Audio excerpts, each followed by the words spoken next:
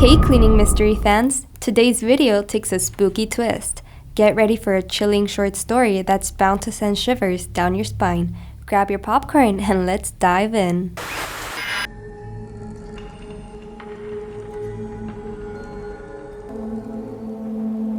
I had just moved into an old house on the edge of town.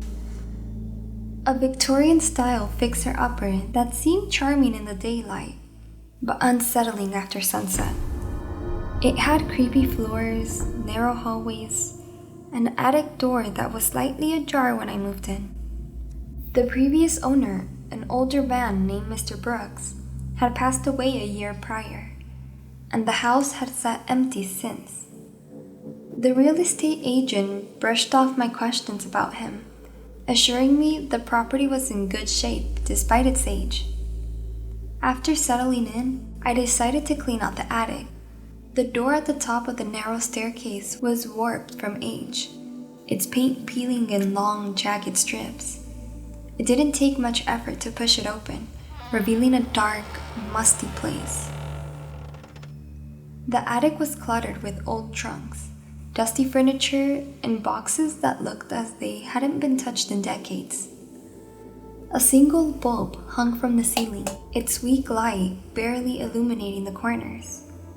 I grabbed the box and brought it downstairs, figuring I'd sort through the contents in the comfort of my living room. The boxes were full of photographs, mostly black and white, of families I didn't recognize. There were a few letters as well, written in elegant cursive on yellowed paper. The dates were from the 1940s, and the letters spoke of mundane things, weather, chores, and occasionally someone named Anna. As I reached the bottom of the box, I found a small leather journal. Its pages were brittle, but the writing was clear. The entries became stranger as I read. They spoke of footsteps in the attic at night, whispers that didn't belong to anyone in the house, and an overwhelming sense of being watched. The final entry stopped me cold. It read, "I blocked the door to the attic. Whatever's up there will stay up there." I glanced toward the ceiling, unease prickling at my skin. The attic door had been opened when I moved in, hadn't it? That night, I couldn't shake the feeling of being watched. The house creaked and groaned like it was alive, its old wood expanding and contracting with the temperature. Around 2 a.m., I was jolted awake by a sound, a soft, rhythmic tapping. It was coming from above. My stomach sank as I realized it was coming from the attic. I grabbed a flashlight and crept to the top of the stairs. The door to the attic was closed now, though I couldn't remember shutting it.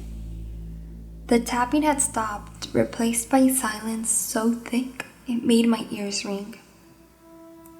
I stood there for what felt like hours, hands hovering over the doorknob. Finally, I turned and went back to bed, telling myself I'd check it out in the morning. The next day, I noticed something odd. The box I had brought down from the attic was back up there. I could see it through the slightly ajar door, sitting at the top of the steps, as if it had been waiting for me. I hadn't moved it. I decided I had enough. I called a friend, Sam, and asked him to come over. When he arrived, I explained what happened. "Let's check it out," he said, grabbing a flashlight. Reluctantly, I followed him up the stairs. The attic door was wide open now, and the air was colder than it should have been. Sam stepped inside first, his flashlight cutting through the gloom. I stayed near the doorway, my pulse racing. "Nothing here," he said, his voice echoing. "Just a bunch of old junk." But as he moved toward the far corner, the door behind me slammed shut. We both froze. "Was that you?" Sam asked, his voice trembling. "No," I whispered, my throat dry. He tried the door, but it wouldn't budge. Then we heard it. Soft footsteps above us, like someone was pacing back and forth on the roof. "Who's there?" yelled Sam, his voice crackling. The footsteps stopped, but then, from the shadows, we heard a voice. It was low and raspy, barely more than a whisper, but it was unmistakable. "Leave." We didn't wait to see who or what was speaking. Sam forced the door open and we bolted down the stairs. I left the house that night, staying at a motel until I could find somewhere else to live. I don't know what was in that attic, and I don't want to know. All I can say is this: if you ever move into an old house, make sure the attic door stays closed. Thank you for joining us on this eerie adventure, the Cleaning Mystery fans.